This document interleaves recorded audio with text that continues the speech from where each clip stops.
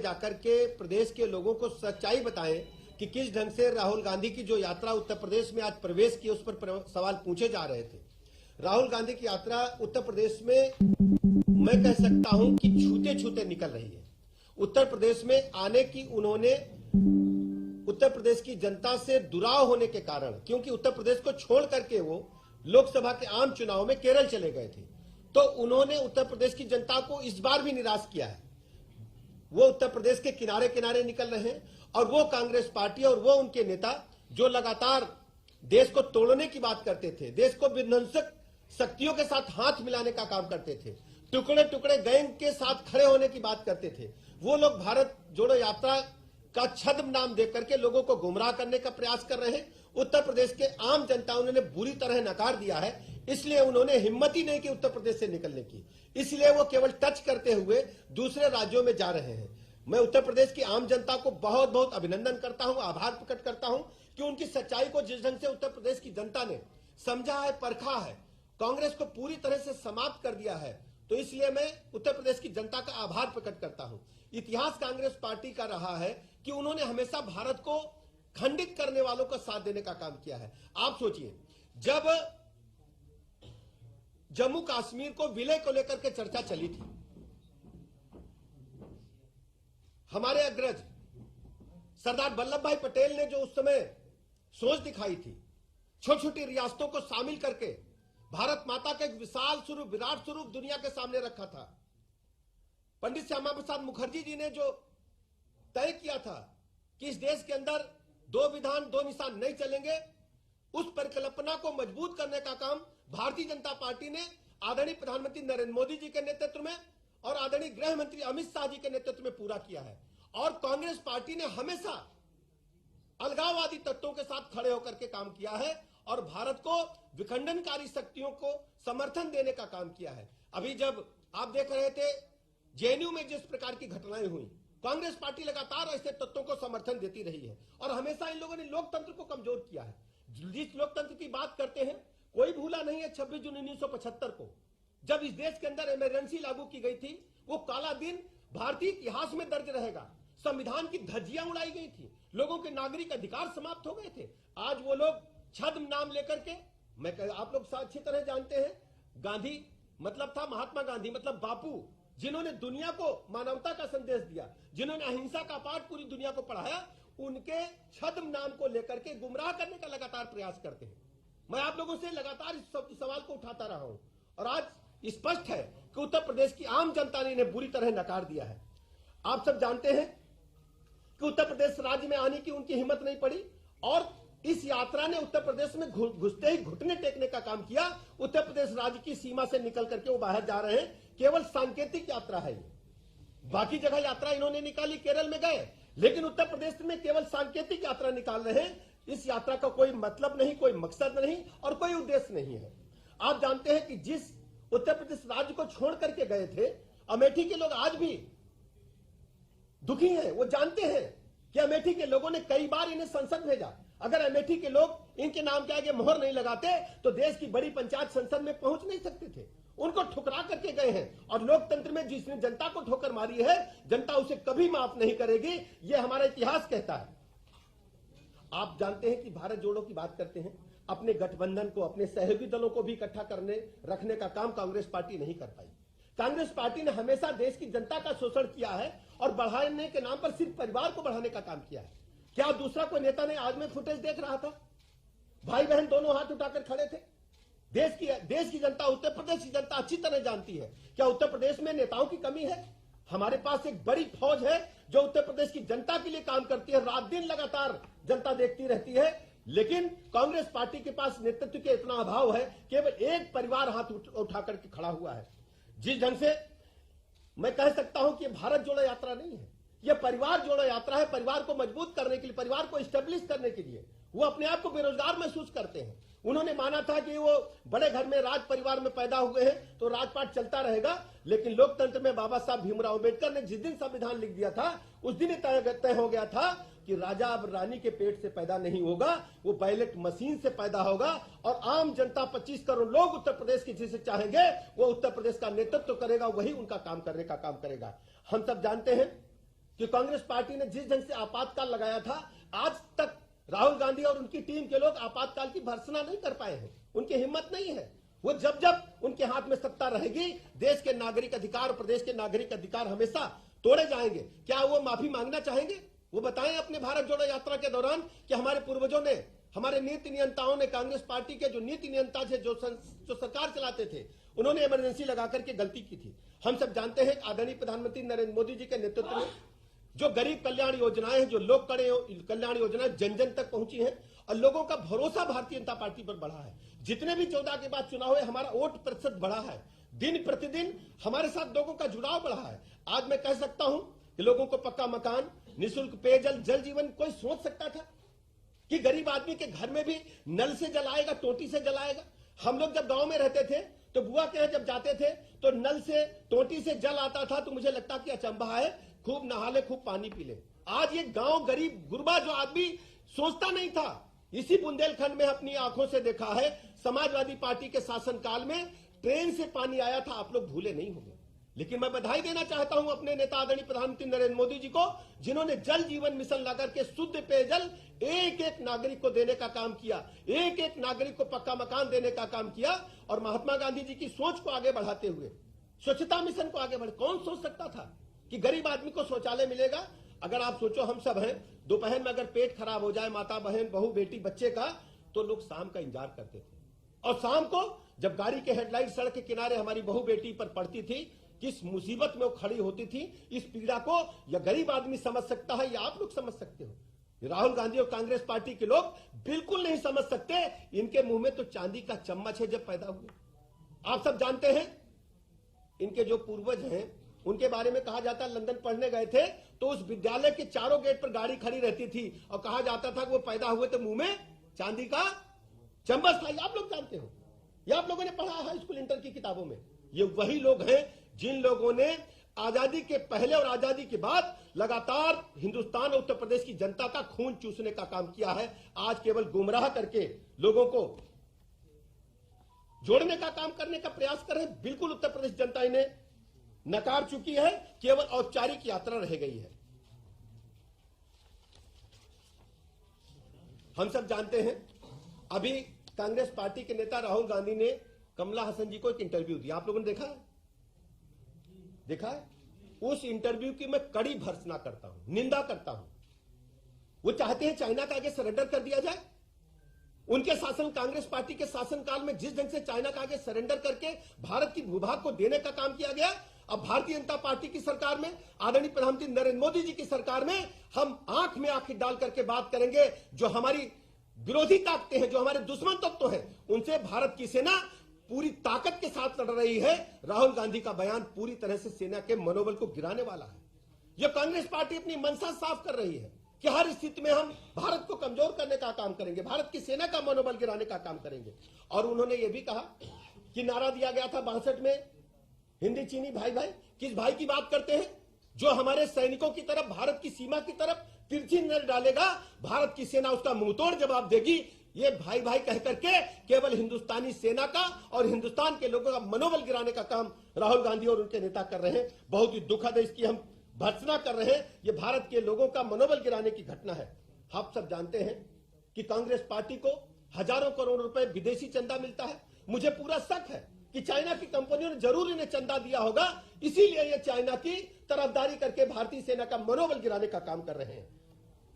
हम आपसे जानना चाहते हैं, आप सब जानते हैं कि आदरणीय प्रधानमंत्री नरेंद्र मोदी जी के नेतृत्व में जिस ढंग से भारत की छवि, भारत की साख दुनिया के पैमाने पर बढ़ी है, भारत माता विश्व गुरु की ओर बढ़ रही है।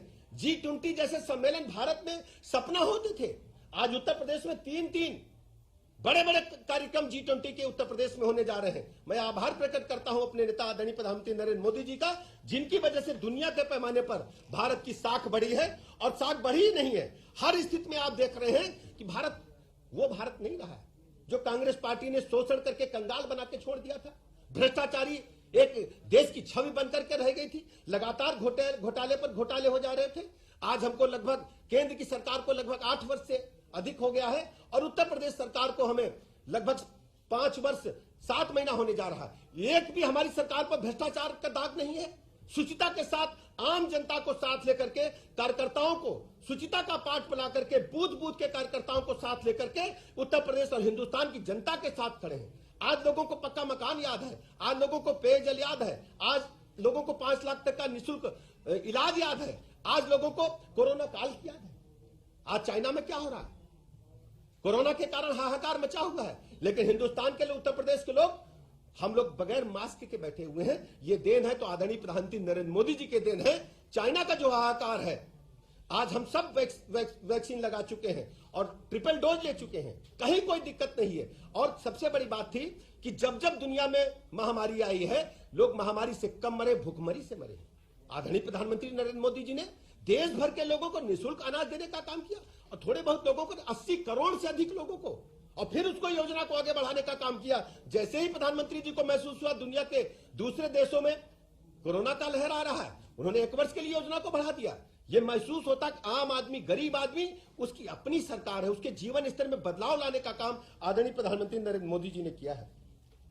हम सब जानते हैं कांग्रेस पार्टी अपने नेता को टहलने के लिए भेजी, उनके पास कोई काम नहीं है। अगर वास्तव में भारत माता के प्रति समर्पित भाव से काम करते होते तो आप सोचो, जो उनकी यात्रा निकली है, उस यात्रा में कौन कौन शामिल हुआ, क्या आप लोगों की नजर है क्या?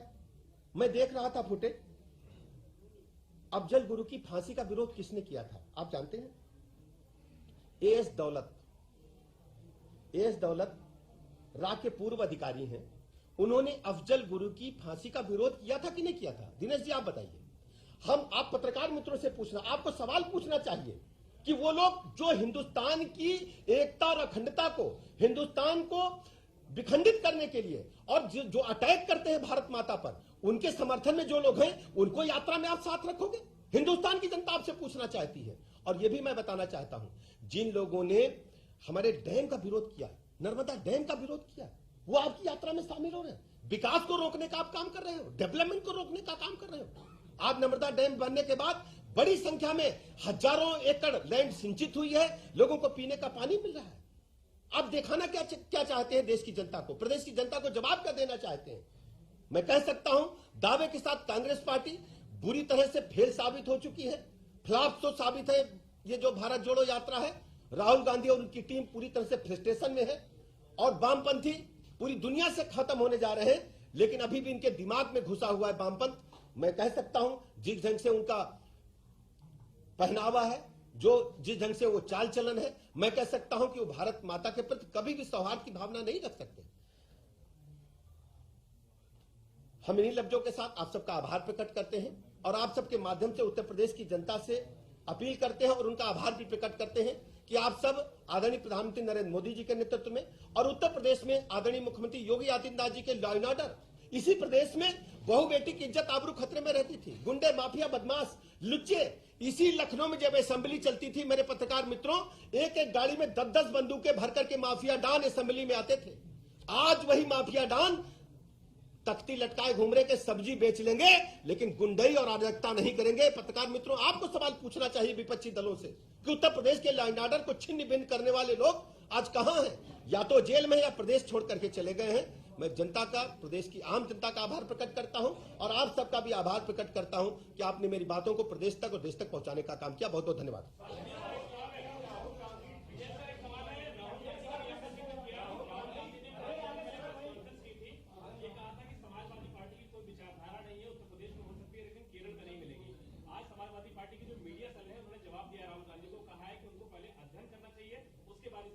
दरअसल आप जानते हैं कि ये दो लोग नूरी कुश्ती खेलते हैं। नूरा कुश्ती सुने हैं ना?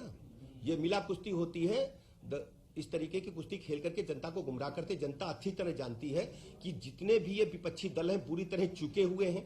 एक भ्रष्टाचार के आतंक दलदल में डूबा हुआ कांग्रेस पार्टी है और दूसरी तरफ गुंडाराज, अराजकता, माफियावाद, बहु बेटी की इज्जत आबरू खतरे में। समाजवादी पार्टी का नारा है खारी प्लाट हमारा है। सब लोग जान चुके हैं कि लोहिया वाहिनी के गुंडों ने सीओ को हजरतगंज में बोनट पे टांग करके घुमाया था, कोई भूला नहीं है। और उत्तर प्रदेश की जनता की याददाश्त इतनी भुलक्कड़ नहीं है, सबको याद है कि ये एक पूरी तरह से गुंडों को पुष्पित पल्लवित करने वाली समाजवादी पार्टी सरकार जब जब प्रदेश में आई है, प्रदेश के कानून व्यवस्था को छिन्न भिन्न करने का काम किया है।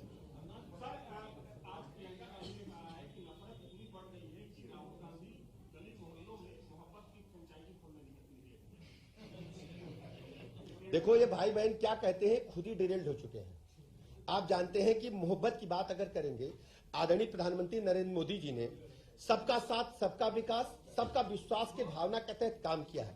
हम जब गरीब कल्याण योजनाओं की सूची देखते हैं, मैंने लखनऊ की सूची देखी है। आप लखनऊ की उज्ज्वला जो हमारी गैस पहुंची है सबके घरों में, आप उसकी सूची निकाल करके देखिए। 45% से अधिक वो लोग हैं जिनकी तरफदारी करते हैं।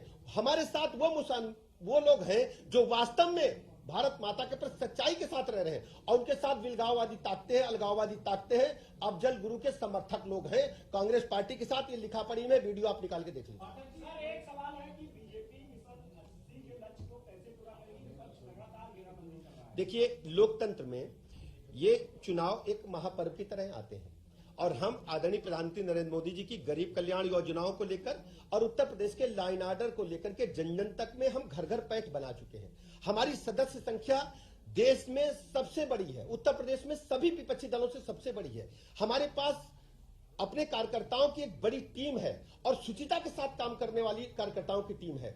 आप उन दलों से पूछिए जिनको एक परिवार तक सीमित करने का काम किया है। नाम समाजवादी पार्टी है, लेकिन वो फैमिली के लोग हैं। समाजवादी पार्टी के बारे में यदि सच्चाई आप लोग पढ़ेंगे तो समाजवादी पार्टी को वास्तव में जो मैनिफेस्टो था वो आचार्य नरेंद्र देव जी का था, जनेश्वर मिश्र जी का था, और वो लोग समाजवादी कहे जा सकते हैं। दादरायण जी को आप कह सकते हैं, लेकिन समाजवादी पार्टी जिन लोगों के हाथ में है, ऊपर वाले अगर कहीं हमारे जो पूर्वज थे अगर स्वर्ग में बैठ करके देख रहे होंगे, किन हाथों में समाजवादी आंदोलन चला गया।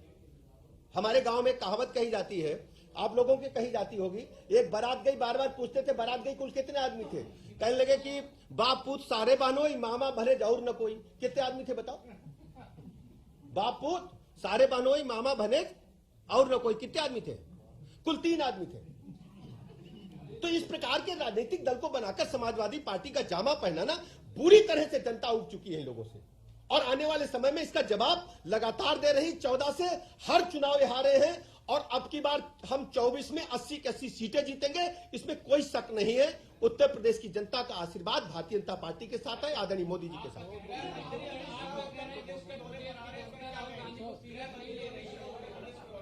जी जैसे आएंगे बताएंगे आपको।